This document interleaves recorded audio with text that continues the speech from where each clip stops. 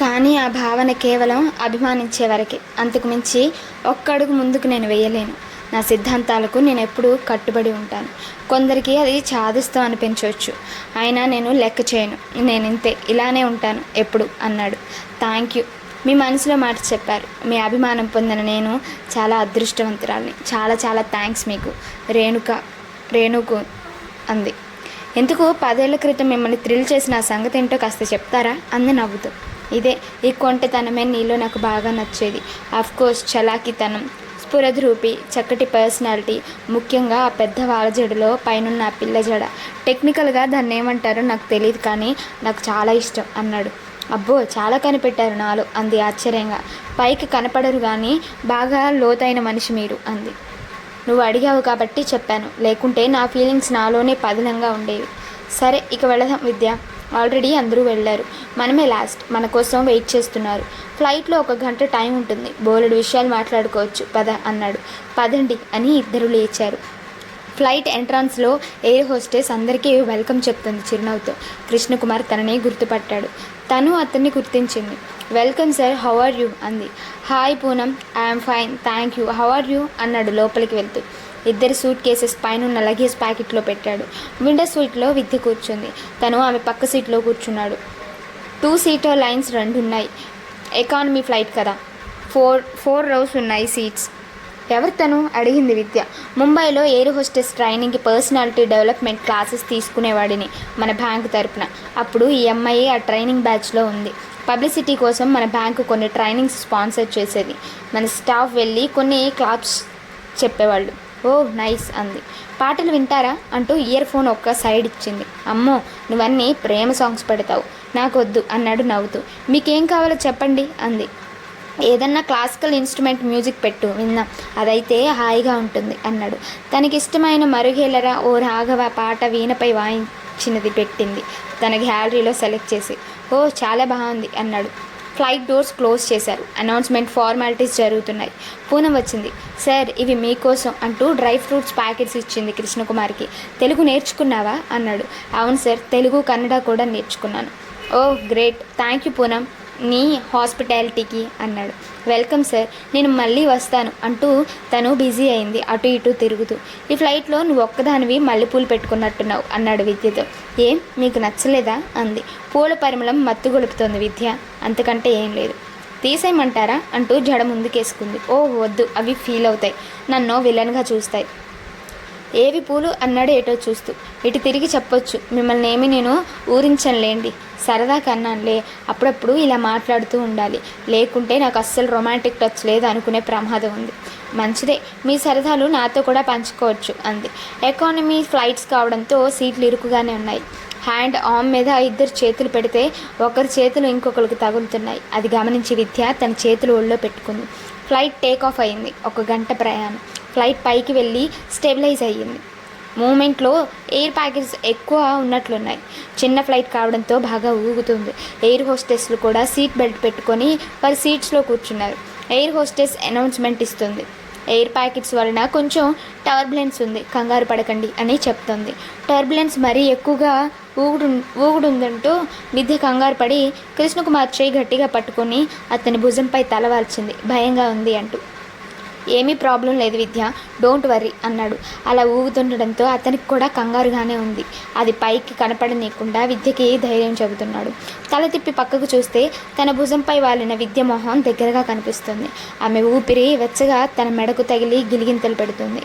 ఆమె ముంగురులు అతని ముఖాన్ని తాకుతూ అల్లరి చేస్తున్నాయి.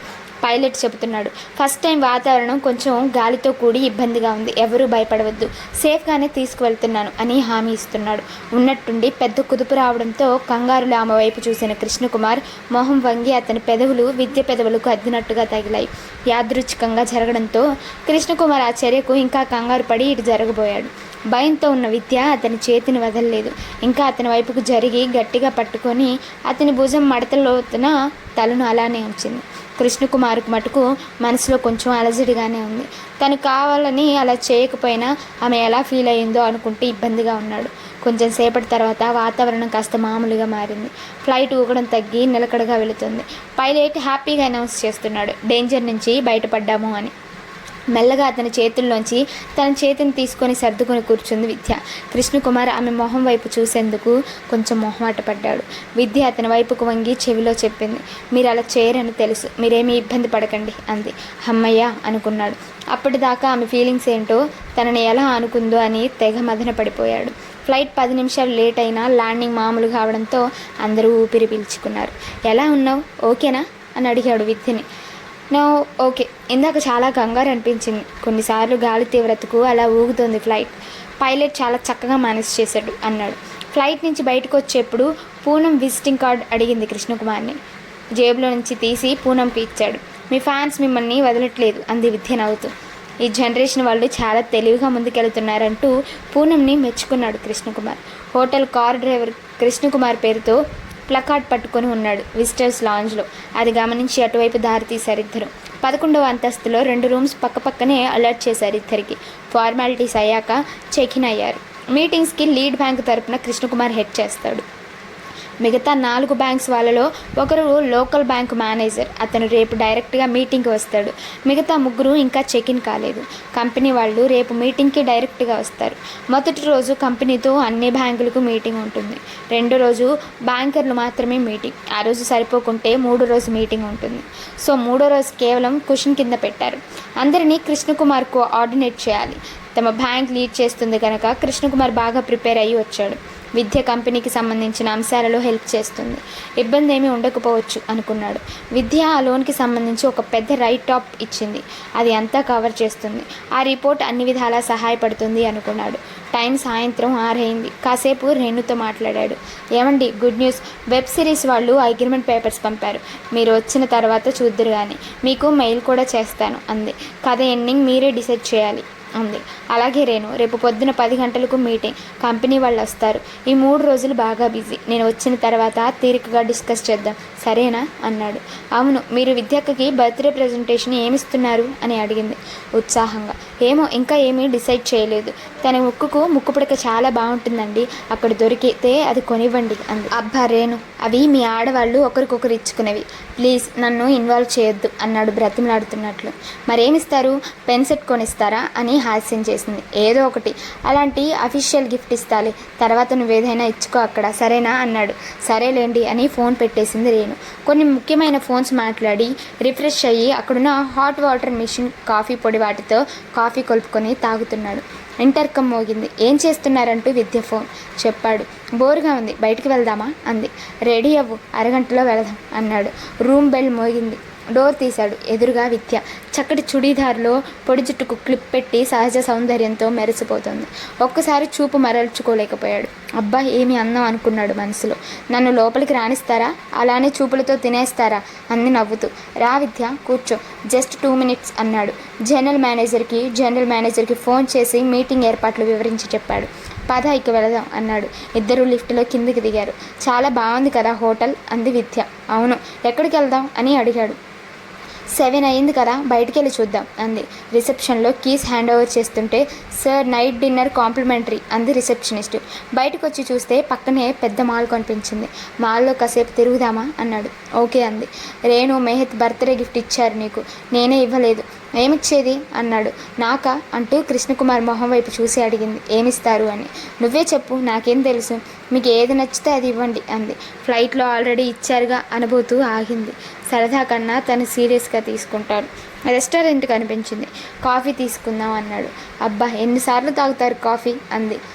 జస్ట్ 4 times a day అన్నాడు నవ్వుతూ. అవును కానీ నిన్నొకటి అడగాలి విద్య, నీ డెసిషన్ కరెక్టేనా విడాకుల గురించి? ఎందుకంటే జీవితంలో అతిపెద్ద నిర్ణయం కదా అది. మీ పిల్లలందరూ ఏమన్నారు? అంతా హడావిడిగా జరిగింది. నేను కూడా నీతో వివరంగా డిస్కస్ చేయలేదు ఈ విషయం గురించి.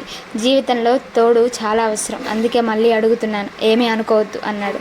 నా నిర్ణయం కరెక్టే, నేను అంత తొందరగా నిర్ణయానికి రాను. పెళ్ళైన మొదటి రోజు నుంచే నా కష్టాలు మొదలయ్యాయి. మా పిల్లలు కూడా చాలా నరకం అనుభవించారు అతని విషయంలో. అతనితో నా జీవితం ఒక పీడ కలలాగానే భావిస్తాను అంది. ఓకే లీవ్ ఇట్, నేను కరెక్ట్గా చేస్తున్నానా అని చేసుకునేందుకు అడిగాను. ఇవన్నీ పెద్ద నిర్ణయాలు కదా అందుకని. కాఫీ తాగి ఇద్దరు లేచి ఒక్కో షాప్ చూస్తూ వెళుతున్నారు మాట్లాడుకుంటూ. ఎన్నో కబుర్లు, ఎన్నో జోక్స్. అలా సరదాగా 2 గంటలు మాల్లో తిరిగి హోటల్కి వచ్చారు. ఓ టాబ్లెట్స్ మర్చిపోయాను అంది. హోటల్లోనే ఉందిగా ఫార్మసీ, ఏం కావాలి చెప్పు, నేను తీసుకొస్తాను అన్నాడు. పర్వాలేదు, నేను తీసుకుంటానులేండి డిన్నర్ అయిన తర్వాత అంది కంగారుగా. ఓకే అన్నాడు. రెస్టారెంట్ కిందనే ఉంది. బఫెట్ డిన్నర్ ముగించుకొని రూమ్కి వెళుతూ పద ఫార్మసీ షాప్కి వెళదాం, నేను వస్తాను నీతో అన్నాడు. మీరు వెళ్ళండి, నేను తీసుకొని వస్తాను అంది. నేను వస్తాను పద అన్నాడు. స్లీపింగ్ పిల్స్ మైల్డ్ డోస్ తీసుకుంది. ప్రిస్క్రిప్షన్ చూపించి బయటకు వచ్చేప్పుడు అడిగాడు, ఎందుకు ఇలాంటి టాబ్లెట్స్ వాడే అవసరం అంటూ. రాత్రిపూట భయంగా ఉంటుంది, నిద్ర పట్టదు, అందుకే అప్పుడప్పుడు వీటి అవసరం ఉంటుంది. వచ్చేప్పుడు మర్చిపోయాను తీసుకురావడం అంది. అవి లేకుండా మేనేజ్ చేయకూడదు. ఊహో, నా వల్ల కాదు. ఈ 30 ఏళ్ల మ్యారిటల్ లైఫ్లో నన్ను ఈ టాబ్లెట్స్ చాలాసార్లు ఆదుకున్నాయి. దుఃఖం బలవంతంగా ఆపుకుంది. ఇక మాట్లాడలేదు కృష్ణకుమార్. తన రూమ్లోకి వెళ్ళబోతూ అడిగాడు, ఒంటరిగా పడుకోగలవా, లేకుంటే నా రూమ్లో పడుకో, ఎలాగూ సపరేట్ బెడ్స్ ఉన్నాయి కదా అన్నాడు. ఓహో పర్వాలేదు, ట్రై చేస్తాను. ఏమన్నా ఇబ్బందిగా ఉంటే మిమ్మల్ని డిస్టర్బ్ చేస్తాను, ఏమనుకోవద్దు అంది. నాకేం ప్రాబ్లం లేదు, నువ్వు ఎప్పుడైనా ఇంటర్కల్లో నాకు కాల్ చెయ్యి అన్నాడు. థ్యాంక్స్ అంది తన రూమ్లోకి వెళుతూ. పొద్దున్నే 5ంటికి లేచాడు కృష్ణకుమార్ తన రొటీన్ యోగా ప్రాణాయామం చేసుకునేందుకు. రాత్రి ఫోన్ మోగలేదంటే మామూలుగానే నిద్రపోయి ఉంటుంది విద్య అనుకున్నాడు. మొబైల్ చూస్తే రాత్రి మాల్లో తీసిన కొన్ని ఫోటోలు వాట్సాప్లో పెట్టింది. తను ఎర్లీగానే లేచింది అనుకున్నాడు. మొదటి రోజు చాలా బిజీగా ఉంది మీటింగ్. కంపెనీ వాళ్ళు తమ రిపోర్ట్స్ చూపించి 100 కోట్లకు లోన్ డిమాండ్ చేస్తున్నారు. మీటింగ్ పూర్తయి డిన్నర్ చేసి అందరితో మాట్లాడి రూమ్ చేరేపటికి 12. డిన్నర్ అయిన తర్వాత విద్యను రూమ్కు వెళ్ళమన్నాడు. తను మిగతా బ్యాంకర్స్తో మాట్లాడుతూ లాంజ్లో కూర్చున్నాడు.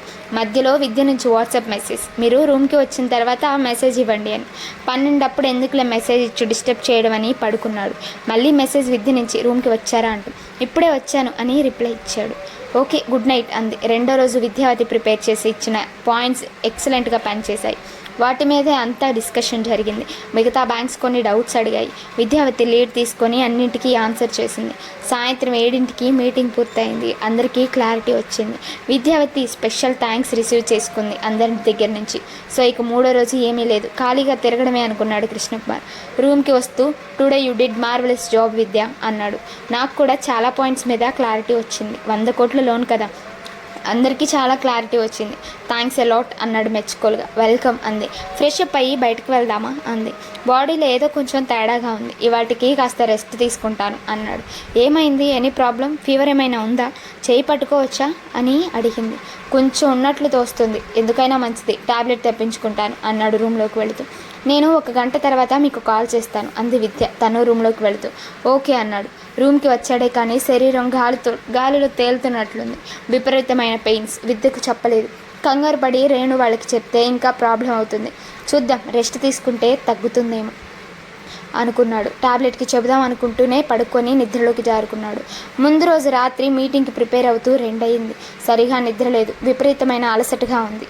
బెల్ మోగితే ఉలిక్కిపడి లేచాడు. టైం చూసుకున్నాడు. అమ్మో 10 అయింది. లేద్దామనుకుంటే బాడీ చాలా వీక్గా ఉంది. మెల్లగా వెళ్ళి తలుపు తీశాడు. విద్య నిలబడి ఉంది. రండి అన్నాడు. 2 సార్లు ఇంటర్కమ్లో ట్రై చేశాను, రిప్లై లేదు, అందుకే వచ్చాను. ఎలా ఉంది అని అడిగింది. ఇక లాభం లేదనుకొని నుదుటి మీద చేయి పెట్టి చూసింది. కాలిపోతుంది. జ్వరం బాగా ఉన్నట్లుంది. తన బ్యాగ్లో చూసింది. జ్వరం టాబ్లెట్స్ ఉన్నాయి, వేసుకోమని ఇచ్చింది. ఏమన్నా తెప్పించేదా, తింటారా అని అడిగింది. అబ్బా తినే ఓపిక లేదు విద్య అన్నాడు. నువ్వు తిన్నావా అని అడిగాడు. లేదు అంది. ఓ మై గాడ్, ఉండు నీకేమన్నా తెప్పిస్తాను అంటూ రెస్టారెంట్కి రింగ్ చేశాడు. ఇద్దరికి తెప్పించండి అంది. నాకు తినాలని లేదు, ఒక చిన్న ఐటెం ట్రై చేస్తాను అని ఆర్డర్ చేశాడు. ఏడైనా కలిపేదా కాఫీ, టీ, గ్రీన్ టీ అని అడిగింది. గ్రీన్ టీ అన్నాడు. ఇద్దరు గ్రీన్ టీ తాగుతుంటే ఫుడ్ ఐటమ్స్ వచ్చాయి. అన్నీ ఓపెన్ చేసి 2 ప్లేట్స్లో పెట్టింది. కృష్ణకుమార్ కొంచెం చాలు అన్నాడు. అతనికి కొంచెం పెట్టింది ప్లేట్లు. అన్నీ తనే సర్వ్ చేసింది. అస్సలు ఓపిక లేనట్లు అతని మొహమే చెప్తోంది. ఇవాళ ఇక్కడే పడుకుంటాను అంది. ఎందుకు, నాకు బాగానే ఉంది అన్నాడు. బాగానే ఉంది అనిపిస్తే నేను వెళ్తానులేండి, ఇప్పటి వరకు ఉంటాను అంది. ఎందుకు విద్య, వెళ్ళు ప్లీజ్ అన్నాడు. నో అంది. మిమ్మల్ని ఇలా వదిలి నేను వెళ్ళను అని భీష్మించుకుంది. రేణుకి తెలిస్తే నన్ను ముందు అరుస్తుంది, మిమ్మల్ని కాదు.